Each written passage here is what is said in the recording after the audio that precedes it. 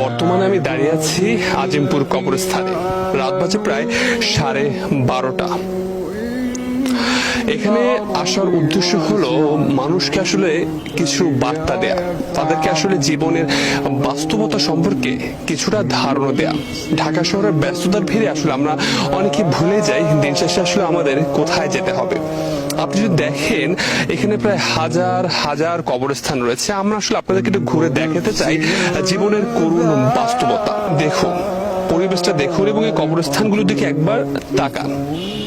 এদের কিন্তু প্রিয় মানুষ ছিল, বন্ধু ছিল, কত আত্মীয় স্বজন ছিল, কিন্তু আজ দেখুন এই রাতের বেলা গভীর অন্ধকার, এদের পাশে কিন্তু কেউ নেই।